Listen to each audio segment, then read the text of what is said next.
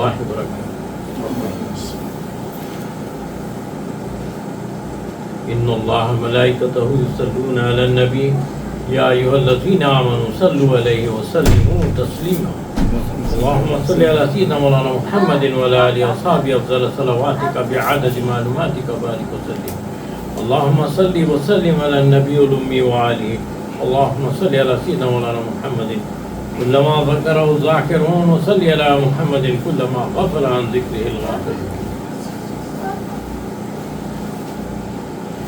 اللہ تبارک و تعالیٰ کا ارشاد ہے وَمَا أَرْسَلْنَاكَ إِلَّا رَحْمَةً لِلْعَالَمِينَ، ہم نے نہیں بھیجا آپ کو مگر سارے جہانوں کے لیے رحمت بنا کر. سیدھا سا ترجمہ ہے اور سبھی جانتے ہیں. تو کہیں تو فرمایا کہ اِنَّا أَرْسَلْنَاكَ شَاهِدًا وَبَشِّرًا وَنَذِيرًا داعيا إلى الله بإذنه وسراجا منيرا وبشر المؤمنين بأن لهم من الله فضلا كبيرا. اللہ کے رسول صلی اللہ علیہ وسلم کے ناموں میں ایک نام بھی یہ بھی ہے کہ فضلا کبیرا، یہ بڑا فضل ہے، مومنین پر بڑا فضل ہے.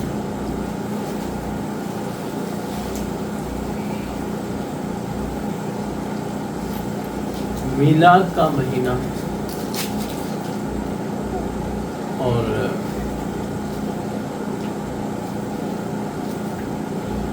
آیت ہے اِنَّا أَرْسَلْنَاكَ شَاهِدًا مُبَشِّرًا وَنَذِيرًا، کہ ہم نے بھیجا ہے، ہم نے بھیجا ہے. تو بھیجنے کے لیے کیا ضروری ہے؟ بھیجنے کے لیے اس کا پہلے سے موجود ہونا ضروری ہے. موجود ہونا، اس کا وجود ضروری ہے. اگر وجود ہی نہیں ہے تو بھیجیں گے کیسے؟ پتہ چلا کہ نبی کریم صلی اللہ علیہ وسلم پہلے سے ہیں. اور پہلے کب سے ہیں؟ اس وقت سے ہیں جب زمانہ نہ تھا، نہ چاند تھا نہ سورج تھا. زمانہ کب سے بنتا ہے؟ یہ چاند سورج سے ہی تو بنتے ہیں. دن بنتے ہیں، زمانہ بنتا ہے، سال بنتے ہیں، اسی سے بنتے ہیں. تو یہ بھی نہیں تھا جب سے. اس سے پہلے ہم کیا کہہ سکتے ہیں؟ اس سے پہلے تو جو ہے نا کچھ بھی نہ تھا، صرف اللہ تبارک و تعالیٰ کی ذات مبارکہ تھی. پھر اللہ نے چاہا اور نبی کریم صلی اللہ علیہ وسلم کو پیدا فرمانے کے بعد کب تک رہا یہ معاملہ اور رکھا کہاں؟ جب کوئی چیز تھی ہی نہیں تو رکھا کہاں؟ جب کوئی چیز تھی ہی نہیں تو رکھا کہاں؟ اپنی رحمت کے قرب میں رکھا، اپنی رحمت کے قرب میں رکھا. کب تک رکھا؟ جب تک چاہا اللہ نے رکھا، جب تک چاہا اللہ نے رکھا. یہ بات سمجھ میں نہیں آئی، یہ قرب کیا مطلب ہے اس کا؟ تو اسے پھر وہی اللہ کے ولی کہتے ہیں اس کا مطلب ہے پھول دیکھتے ہو کبھی؟ ہاں سرکار پھول دیکھتے ہیں. تو خوشبو کہاں ہوتی ہے؟ تو بولے پھول میں. بس یہ وہی معاملہ ہے، پھول ہے اور خوشبو ہے. اس خوشبو سے پیدا کیا گیا، یوں سمجھ لیں. اللہ تبارک و تعالیٰ نے سب سے پہلے کس نور کس چیز کو پیدا فرمایا؟ جب پوچھا گیا نبی کریم صلی اللہ علیہ وسلم سے کہ اللہ تعالیٰ نے سب سے پہلے کس چیز کو پیدا فرمایا، تو فرمایا کہ نور، میرے نور. حضرت جابر رضی اللہ عنہ کی حدیث مبارکہ ہے کہ جابر، اللہ نے تیرے نبی کے نور کو پیدا فرمایا. اس وقت سے اِنَّا أَرْسَلْنَاكَ شَاهِدًا وَبَشِّرًا وَنَذِيرًا، شاہد بھی ہے، مبشر بھی ہے، نذیر بھی ہے. فضلاً کبیرہ کہا گیا ہے. فضلاً کبیرہ، بڑا فضل ہے. اگر اللہ تبارک و تعالیٰ کا یہ فضل نہ ہوتا، یعنی نبی کریم صلی اللہ علیہ وسلم نہ ہوتے تو کچھ بھی نہ ہوتا ہے. لیکن یہاں اللہ تبارک و تعالیٰ کا ارشاد ہو رہا ہے کہ ہم تو مسلمانوں کو بہت چاہتے ہیں. کیوں؟ یہ امت ہے، میرے حبیب کی امت ہے. میں نہیں چاہوں گا تو کون چاہے؟ میں نہیں چاہوں گا. میں غفور الرحیم ہوں اور یہ میرا حبیب ہے، اور حبیب کو ہم چاہتے ہیں. حبیب کو ہم چاہتے ہیں، یہ ہمارا ہے. اور ایسا فضل اپنے تو اپنے غیر پر بھی فضل ہوتا ہے. جو سخت دشمن ہیں ان پر بھی فضل ہے، ان پر بھی فضل ہے. یہ کیسے ہو رہا ہے؟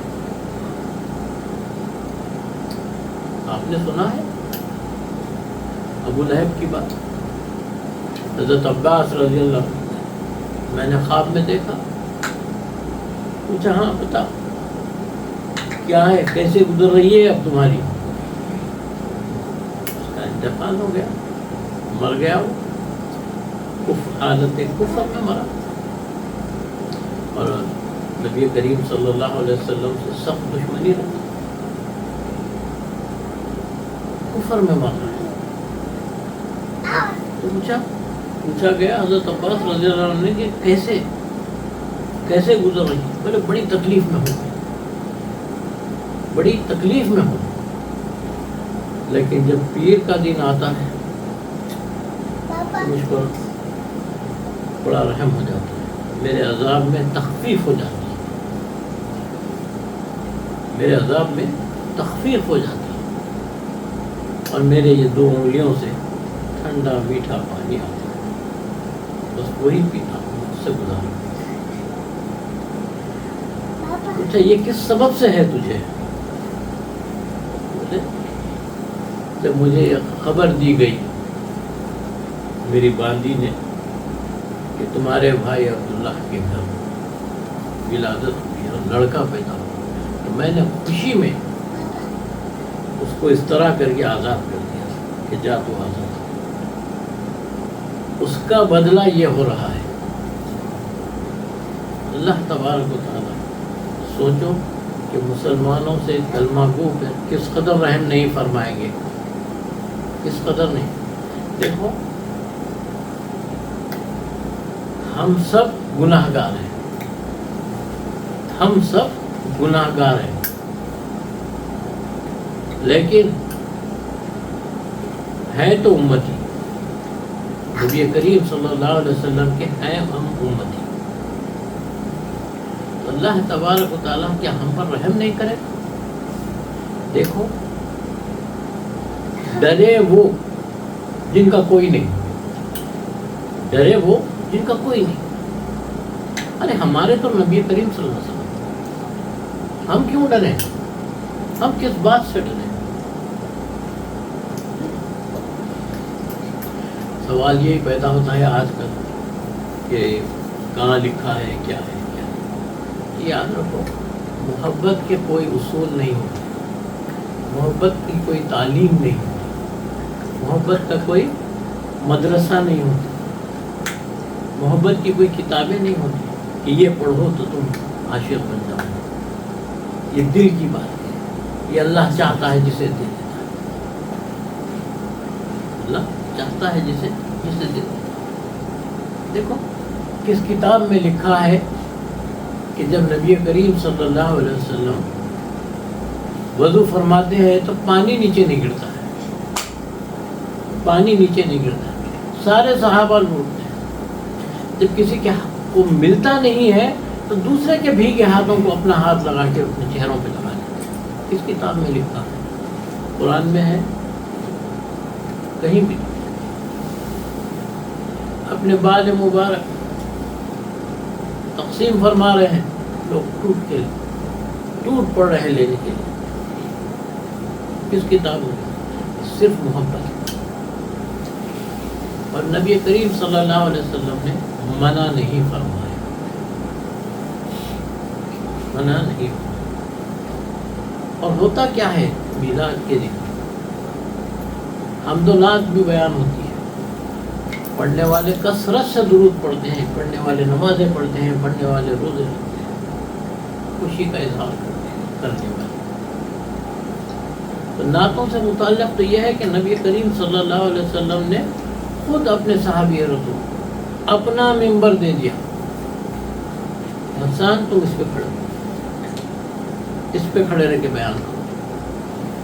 نہ صرف یہ، دعا بھی فرمائی، اللہ اے اللہ جبرائیل کے ذریعے اس کی مدد فرما، اس کی مدد۔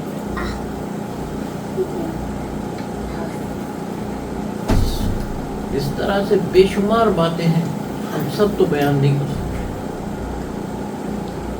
10-15 منٹ کے واقعے میں ایک سلسلے میں، نقشبندیہ سلسلے کے ایک بزرگ ہیں،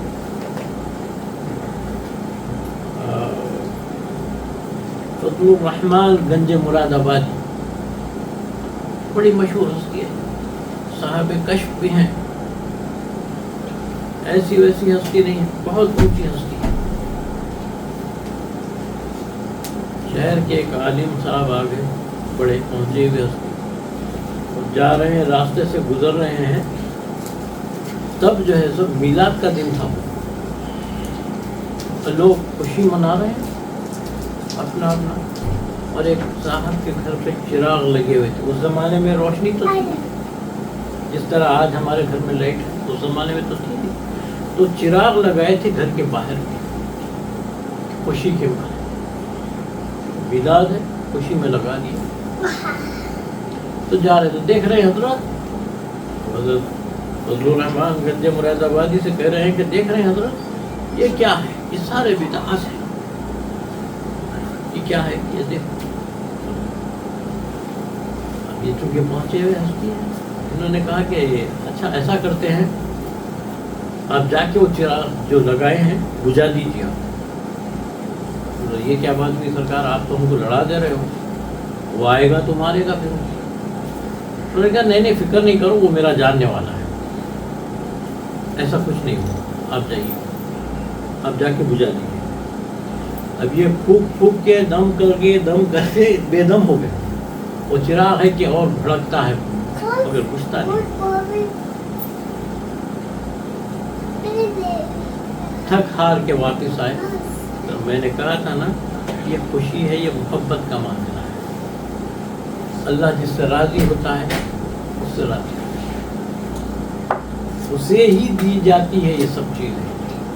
اللہ جس سے راضی ہوتا ہے اس کے سینے میں محبت رسول ڈال دی جاتی ہے۔ ظاہر کو نہ دیکھو، اس شخص کے ظاہر کو نہ دیکھو،